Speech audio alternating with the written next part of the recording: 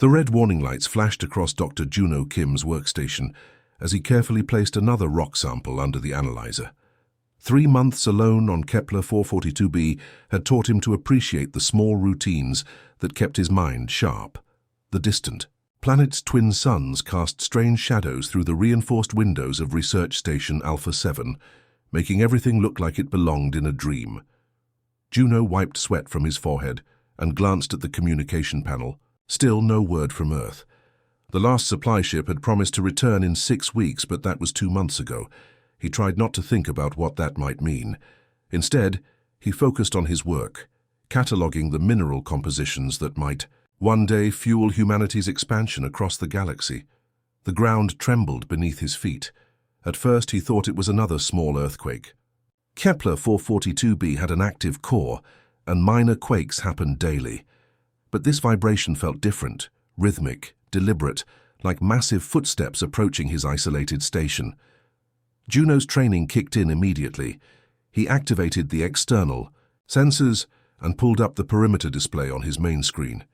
Nothing showed on the motion detectors. The footsteps grew louder, closer. Juno grabbed his emergency transmitter and moved toward the reinforced observation window that faced the rocky plain surrounding his station. His heart pounded as he peered through the thick glass, scanning the alien landscape for any sign of movement. That's when he saw her. The creature emerged from behind a cluster of crystal formations, like something from humanity's oldest legends. She stood nearly 3 meters tall, her massive frame covered in fur that shifted between silver and deep blue as she moved through the alien sunlight. Her powerful limbs moved with surprising grace, and her face, while clearly non-human, held an intelligence that made Juno's breath catch in his throat. But it wasn't her size or her otherworldly beauty that made him stumble backward from the window. It was what she carried in her enormous arms. A smaller version of herself lay motionless against her chest, its fur dull and patchy, where hers gleamed like liquid metal. The little one's breathing came in short, desperate gasps that fogged the air in small puffs. Even from a distance, Juno could see something was terribly wrong. The mother creature approached the station with careful, measured steps, her massive head turned left and right, scanning for threats, protecting her precious cargo even in her obvious desperation. When she reached the cleared area just outside the station's main entrance, she stopped and looked directly at Juno through the observation window. Their eyes met across the gulf between species, between worlds, between everything that should have made communication impossible. But in that moment, no words were needed. The pain in her gaze, the desperate love of a mother watching her child die, transcended every barrier that evolution had placed between them. Juno's hands shook as he watched her gently lower the small creature to the ground. The little one's chest rose and fell in irregular patterns, each breath seeming more difficult than the last. The mother creature then did something that would haunt Juno's dreams for years to come. She looked back at him and gestured toward the medical bay section of his station. She knew what it was. Somehow, impossibly, she understood that the strange, metal structure contained equipment that might save her child. Juno's training manual flashed through his mind like a warning beacon. Protocol 7 clearly stated that no xenobiological contact should occur without proper decontamination procedures, backup teams and authorization from Earth Command. The penalties for violation included immediate termination, memory adjustment, and possible imprisonment. But as he watched the small creature's breathing grow weaker, as he saw the mother's massive shoulders shake with what could only be grief, every regulation seemed suddenly meaningless. The mother creature made a sound then, a low, mournful call that penetrated the station's walls and reached directly into Juno's soul. His universal translator couldn't process it, but it didn't need. To the sound spoke of love and loss, of desperate hope and approaching despair. It was the voice of every parent who had ever watched their child suffer, translated into something beyond human language, but somehow completely understandable. Juno's finger hovered over the emergency lockdown button. One press would seal the station completely, protecting him from any possible contamination or threat. His career would be safe. His life would continue according to plan. The small creature stopped breathing. For 3 heartbeats, the mother remained perfectly still, as if refusing to accept what her eyes told her. Then she threw back her massive head and released a cry of pure anguish that shattered the alien silence. The sound echoed off the crystal formations and rocky outcroppings, carrying her grief across the empty landscape like a funeral song for the dying. But then, impossibly, the little one drew another breath. The mother creature looked back at Juno with eyes that held the weight of worlds. She gestured again toward the medical bay, more urgently this time. Her meaning couldn't have been clearer if she had spoken perfect English. Please, save my child. Juno Kim, xenobiologist, career scientist, rule-following researcher, made a decision. That would change the course of two civilizations. He reached for the airlock controls. The airlock hissed open with a sound that would echo in Juno's memory forever. He had never broken a major protocol before, had never even considered it. But as he watched the massive mother creature step carefully through the entrance, her dying cub cradled against her chest like the most precious treasure in the galaxy, he knew there was no turning back. The station's atmosphere sensors immediately went crazy, flashing red warnings about unknown biological contaminants. Emergency alarms began blaring until Juno slammed his fist on the silence button. The mother creature, who would later tell him her name was Nara, didn't even flinch at the noise. Her entire focus remained on her child, whose breathing had become so shallow it was barely visible. "Juno, what are you doing?" Mina's voice exploded through the communication system from Earth. His research assistant had been monitoring the station remotely when the proximity alarms triggered. "The sensors are showing massive biological signatures inside your facility. You need to activate emergency lockdown immediately." Juno grabbed the comm unit as he led Nara toward the medical bay. "I can't do that, Mina. There's a dying child." "Here." "A what?" "Juno, you're alone on that planet. There are no children, no people, no anything. You're having a breakdown." The medical bay doors slid open automatically, revealing the most advanced xenobiological treatment center that human technology could create. Sterile white walls lined with diagnostic equipment, surgical tools designed for unknown anatomies, and emergency life support systems capable of adapting to alien physiologies. Juno had always been proud of the setup, but now he prayed it would be enough. Nara entered the room with obvious caution, her massive frame barely fitting through the doorway. She looked around at the gleaming equipment with what Juno could only describe as hope mixed with fear. When she saw the examination table, she understood immediately and gently placed her cub on the soft surface. "Juno, listen to me." Mina's voice crackled with desperation. "I'm reading your biosensors. Your stress levels are off the charts. You could be hallucinating from isolation psychosis. There's nothing there." But Juno was already moving, his hands flying over the diagnostic controls.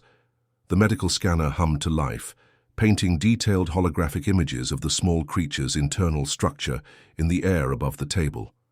What he saw made his heart sink. The cub's organ systems were shutting down one by one, poisoned by something his equipment couldn't immediately identify. "Computer, run full toxicology analysis," he commanded. "Cross-reference with all known biological poisons in the planetary database." Nara watched every movement with intense focus. When Juno reached for the tissue sampler, she growled softly. Not threatening, but concerned. Juno stopped and looked at her, then slowly showed her the small device, demonstrating how it worked by taking a sample from his own hand first. Understanding flickered in her intelligent eyes, and she gently held her cub's paw, giving permission. The analysis results appeared on his screen in streams of data that made his blood run cold. The cub had been exposed to industrial toxins, heavy metals and chemical compounds that could only come from human mining operations. Guilt crashed over him like a physical weight. Humanity had done this. "Computer-synthesized chelation therapy adapted for this physiology," he ordered, his voice tight with determination. "And prepare broad-spectrum antitoxin protocols." Warning. The computer responded in its calm voice. "Proposed treatment has never been tested on this species. Mortality risk unknown." Nara seemed to understand the gravity of the moment. She looked at Juno with eyes that held a question. "Can you save him?" Juno met her gaze and nodded. "I'm going to try." For the next 22 hours, the medical bay became a battlefield between life and death. Juno worked with a focus he had never achieved before, combining 18 years of xenobiological training with pure desperation. He modified human medications based on rapid genetic analysis, adjusted dosages according to the cub's unique metabolism, and invented new procedures on the spot. Mina's voice continued to interrupt every few hours, begging him to stop what she saw as a complete mental breakdown. "Juno, I'm sending a rescue ship. Just hold on, don't do anything else crazy." But Juno barely heard her.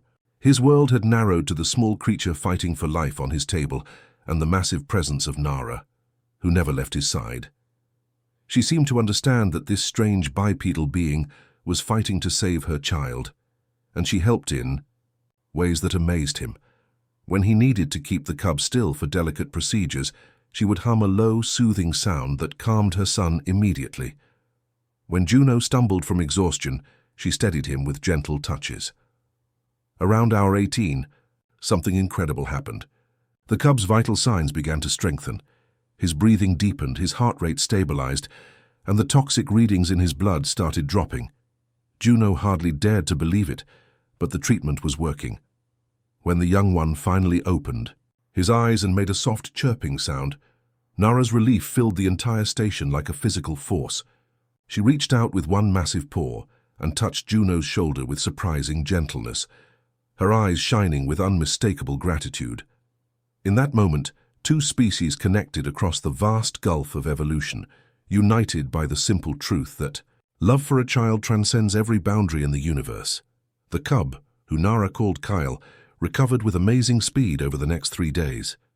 Juno watched in fascination as the little one went from barely breathing to playfully exploring the medical bay. But it was during these quiet moments of recovery that Juno began to notice things that changed everything he thought he knew about this planet. Nara didn't just watch over her son. She studied everything around her with the careful attention of a scientist. She examined his equipment with intelligent curiosity, traced the patterns of his computer displays with one massive claw, and seemed to understand the purpose of different medical instruments just by observing how Juno used them. On the second day, while Kyle napped peacefully on a makeshift bed Juno had created, Nara did something that made his heart stop.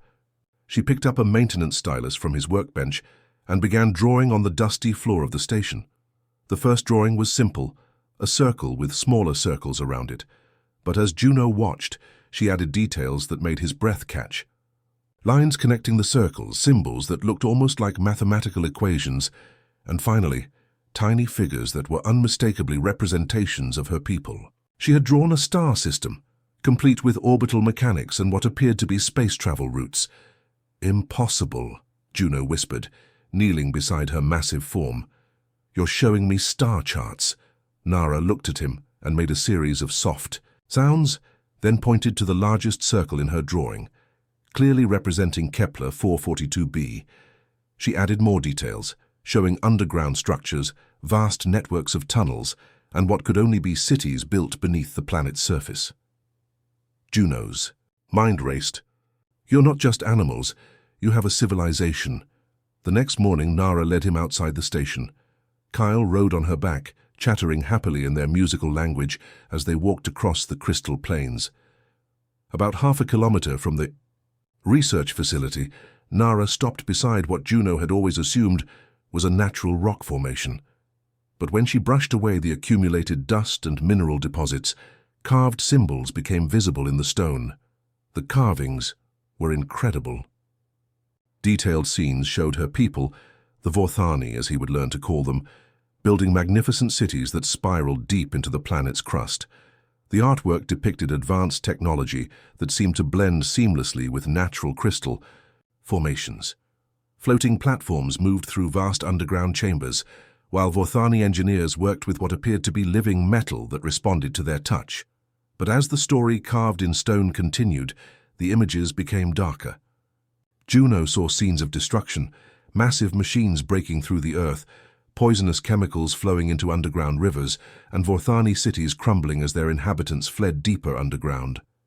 The final panels showed a once proud civilization reduced to scattered refugees, hiding in the deepest caves while their world died around them.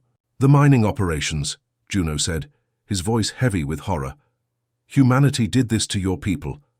Nara's response came in the form of more drawings, but these she made in the dirt beside the ancient carvings. She showed him the timeline, how her people had first detected human ships approaching their system, how they had watched the initial survey missions from hiding, and how they had helplessly witnessed the establishment of mining colonies that destroyed their environment. But the most shocking revelation came when she drew a crude representation of him. She sketched a human figure standing beside what was clearly the research station, then surrounded it with watching eyes, dozens of them, hidden throughout the landscape. The message was unmistakable. They had been observing him for months. Juno felt a chill run down his spine. "You've been watching me this whole time." Nara made more drawings, showing human figures in various scenes. Most were depicted operating the massive mining equipment that had devastated their world. But then she drew something different, a human figure protecting a small four-legged creature from larger predatory animals. The scene looked remarkably like something from Earth's wilderness. Recognition hit him like a thunderbolt. The tiger cub? You know about the tiger cub I saved on Earth? 3 years ago, during a research expedition in the Siberian wilderness, Juno had discovered an injured tiger cub whose mother had been killed by poachers, against regulations and despite threats. To his career, he had spent weeks nursing the cub back to health and finding it a proper sanctuary. The incident had nearly cost him his position with the space program, but he had never regretted it. Somehow, impossibly, the Vorthani had access to human records. They had studied him, learned about his past, and chosen him specifically because of his demonstrated compassion for other species. Nara drew more images, showing the desperate state of her people. Underground chambers where Vorthani lay dying from chemical poisoning, nurseries where fewer and fewer cubs were born each season, and elders who remembered the glory days before humanity's arrival. Kale, she indicated through gestures and expressions, was one of only 7 cubs born in the last 2 years, and the only one still healthy enough to survive outside their deepest shelters. The weight of this revelation crushed down on Juno's shoulders. An entire civilization was dying because of human ignorance and greed, reduced to hiding in caves while their world was strip-mined around them. And they had chosen him, a single human scientist, as their last hope for survival.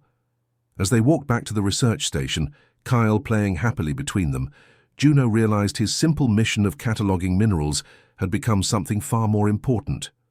He wasn't just a researcher anymore. He was possibly the only chance for peace between 2 species, and the only hope for preventing the complete extinction of one of the galaxy's most remarkable civilizations. The communication screen flickered to life at exactly 800 hours, displaying the stern face of Supervisor Hannah Park from Earth Command Headquarters.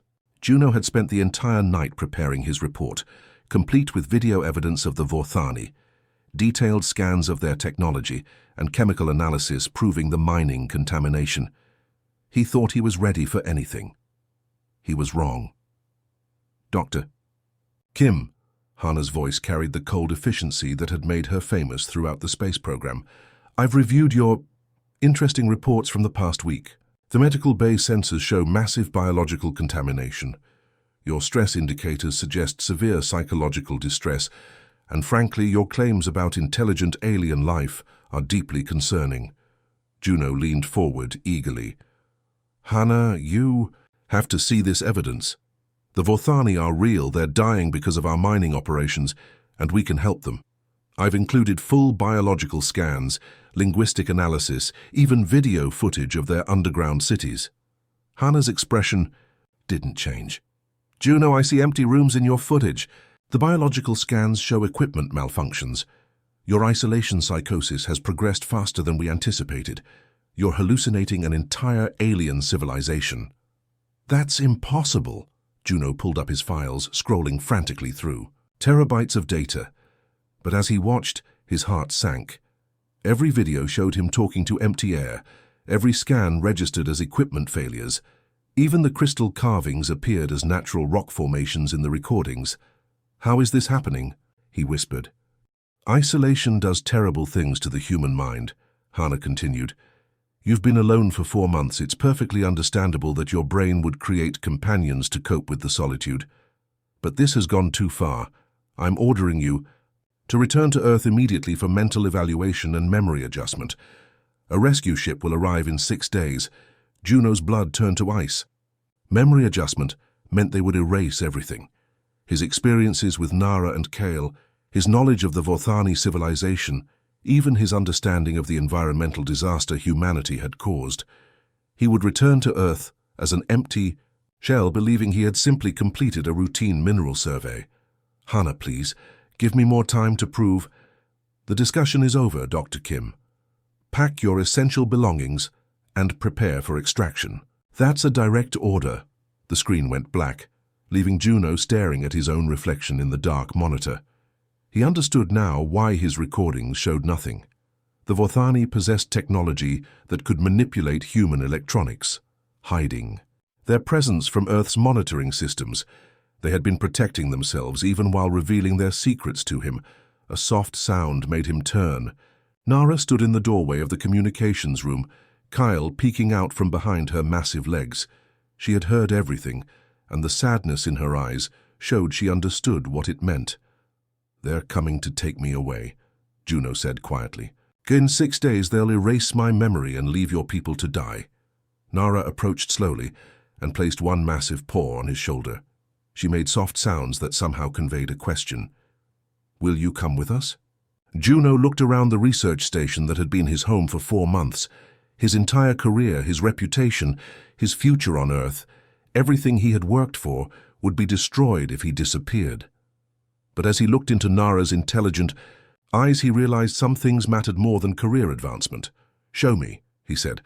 3 hours later, Juno found himself following Nara and Kyle across the crystal plains toward what appeared to be a solid cliff face. But as they approached, Nara pressed her paw against a specific arrangement of crystals, and the rock simply melted away, revealing a tunnel that descended into the planet's depths. The journey downward took 2 hours, following passages that seemed to grow more beautiful with every step. The walls weren't carved. They had been grown, shaped by some biological process that created flowing organic architecture. Bioluminescent crystals provided gentle light, pulsing in patterns that seemed almost like a heartbeat. When they finally emerged into the main cavern, Juno's breath caught in his throat. The underground city was beyond anything he had imagined. Towering spires of living crystal stretched toward the cavern's ceiling, connected by graceful bridges that seemed to float in mid-air.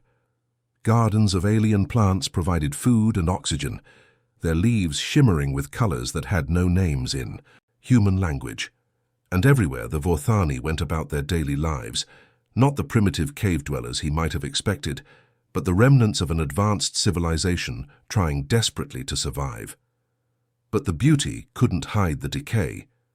Many of the crystal spires showed dark stains where toxic chemicals had seeped through the rock. Gardens withered despite careful tending, and the Vorthani themselves showed signs of slow poisoning, dull fur, labored breathing, and a sadness that seemed to permeate the entire city. An elderly Vorthani approached them, his silver fur marked with the wisdom patterns of great age. Nara made formal sounds, clearly introducing Juno to someone of great importance. "Dain," Nara said, one of the few words she had learned in human language. Elder Dain studied Juno with eyes that held centuries of wisdom and recent decades of grief. Then he did something remarkable. He spoke in carefully pronounced English. "Dr. Juno Kim," Dain said slowly. "We have watched your people for many years. We learned your languages, studied your science, hoped for peace. Now you are here at the end of our time. Can you help us heal our dying world?" Juno looked around at the magnificent dying city, at the desperate hope in hundreds of alien faces, at the advanced biotechnology that could revolutionize both their species if properly combined with human science. "Elder Dain," he said, his voice steady with new purpose. "Let's get to work." Juno stood in the research station's communication center at exactly midnight, his hands trembling as he prepared to commit the greatest act of defiance in human space exploration history. The rescue ship would arrive in 36 hours to take him back to Earth for memory adjustment. But first, he was going to make sure the galaxy would never forget what he had discovered. He had spent the last 3 days working with Rhea, a brilliant Vorthani scientist who had learned human computer systems by watching him work. Together, they had bypassed every security protocol Earth Command had installed. The Vorthani's organic technology could interface directly with electronic systems, allowing them to hide their presence while copying everything they needed. "Are you certain about this?" Elder Dane asked, standing beside him in the cramped communication room. "Your people will call you a traitor." Juno looked at the data files spread across his screens, thousands of hours of video evidence, detailed. Biological scans of dying Vorthani, chemical analysis proving the mining contamination, and most damning of all, corporate communications he had hacked, showing that company executives had known about the indigenous population from the very beginning. "They already think I'm crazy," Juno replied, his finger hovering over the transmission button. "At least this way the truth survives, even if I don't." He pressed the button. The deep space transmitters erupted with enough power to reach every human colony, space station, and communication relay within 50 light-years. But Juno didn't stop there. Using techniques Rhea had taught him, he simultaneously hacked into the corporate networks of Stellar Mining Consortium, the government databases of Earth Command, and even the entertainment networks that billions of humans watch daily. Every screen in human space suddenly displayed the same message. Genocide on Kepler 442b, the truth they don't want you to know. What followed was 18 hours of continuous broadcast that changed everything. Videos of Nara carrying her dying cub to the research station. Recordings of Elder Dane speaking in fluent English about his people's suffering. Chemical analysis, proving that corporate mining had poisoned an entire civilization. And most shocking of all, the secret communications between company executives discussing how to cover up the alien problem to protect their profits. Within 6 hours, ships were launching from every major human colony. Within 12 hours, the Galactic Council had issued emergency sanctions against Stellar Mining Consortium. Within 18 hours, the company's stock had collapsed completely and arrest warrants were issued for every executive involved in the cover-up. But Juno's broadcast was only the beginning. Working alongside Rhea and her team of Vorthani biotechnicians, Juno had spent months learning their incredible organic technology. Where humans used machines and computers, the Vorthani grew living tools that could adapt and evolve. Their cities weren't built. They were cultivated like gardens, shaped by careful partnership between intelligence and nature. The breakthrough came when Juno realized that Vorthani biofilters could be modified using his knowledge of human chemistry. The organic systems that the Vorthani used to purify their air and water could be enhanced with synthetic compounds to neutralize the specific toxins that were killing their world. The first test took place in a poisoned lake deep beneath the Vorthani city. Rhea introduced modified bioorganisms that Juno had helped design, tiny living creatures that could consume the heavy metals and chemical pollutants while converting them into harmless organic compounds. Within days, the water ran clear for the first time in decades, but they didn't stop with cleaning up the damage. Together, human science and Vorthani biotechnology created something revolutionary, a new form of environmental engineering that could transform entire worlds. Crystal forests that could process atmospheric toxins while producing pure oxygen. Living buildings that grew stronger over time while purifying the soil around them. Organic transportation systems that moved through the planet like a vast circulatory system, carrying people and resources without any environmental impact. When the first human aid ships arrived 6 months later, they found something that defied every expectation. Kepler 442b had become a paradise where two civilizations worked together as equal partners. The poisoned wasteland of the mining sites had been transformed into gardens where earth flowers grew alongside alien crystal trees. Cities rose from the ground that blended human architecture with Vorthani organic design, creating buildings that were both technological marvels and living ecosystems. Kyle, now fully grown and serving as ambassador between the two species, led the human delegation through the transformed landscape. The former cub had become a symbol of hope, proof that cooperation could overcome even the darkest chapters of interspecies contact. Years passed, and Juno became an old man with silver hair and laugh lines around his eyes. He lived in a house that had literally grown from the ground, its walls filtering air and water while its roof produced food. Every morning, he would sit in his garden where earth roses bloomed beside Vorthani crystal flowers, watching human and Vorthani children play together in games that neither species could have invented alone. Nara, now an honored elder whose fur had turned completely silver, still visited him every day. They would sit together in comfortable silence, two old friends who had changed the course of galactic history simply by choosing compassion over protocol. The corporate executives who had tried to silence him were long forgotten in their prison cells. In their place, a new model of space exploration had emerged, one based on respect, cooperation, and the radical idea that the greatest discoveries came not from taking, but from helping. Humanity's expansion into the galaxy continued, but now it was guided by the Kepler Accords, agreements that required peaceful contact and environmental protection on every new world.